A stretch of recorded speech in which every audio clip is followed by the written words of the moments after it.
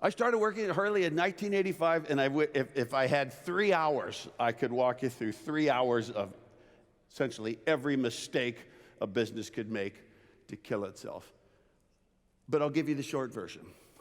We went from market share, especially in North America, our largest market, in excess of 95%. That's a virtual monopoly. We went from a virtual monopoly in sales of heavyweight motorcycles to less than 20% market share in less than 10 years. Took one of the most recognized, famous, passion-driven brands in the business and destroyed it by glorifying our product, making our product the focal point of the business because we thought that's what the market wanted us to do.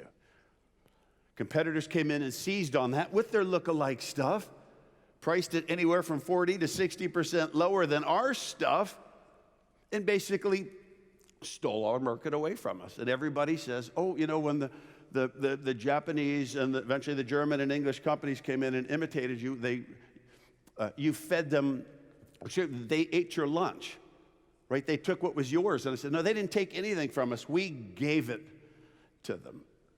We looked at everything that they were doing. We were doing the same thing. They were talking about their product. That means we're talking about our product. They're talking about quality and reliability and rideability. Well, that's what we need to be talking about too.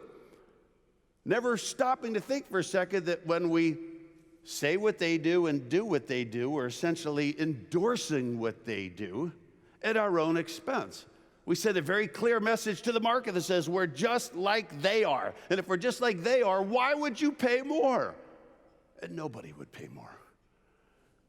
I sat down my very first day of work at Harley. My job was to improve the company's image, and I need to use my fingers for that because it just seems so ridiculous. Improve the image to enable us to sell more products because the belief was we needed to sell more product to survive, right? Glorify that product, push the product that we stand for, that we represent, that we've been building for decades and bringing to the world. That's how naive the business was at that point.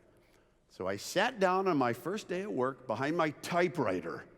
And I mentioned that for the people born before 1985, that a typewriter was a pre-handheld digital device that we actually communicated on. And I banged out the 3 questions that you see on the screen right there. Realizing that these are the essence of competitiveness, the essence of attractiveness as a business, the essence of advocacy, but not completely realizing at the time that this is the foundation upon which we're going to build a global empire. That we are going to focus not on who we are and what's important. We're going to focus on the people that we serve and hope to serve.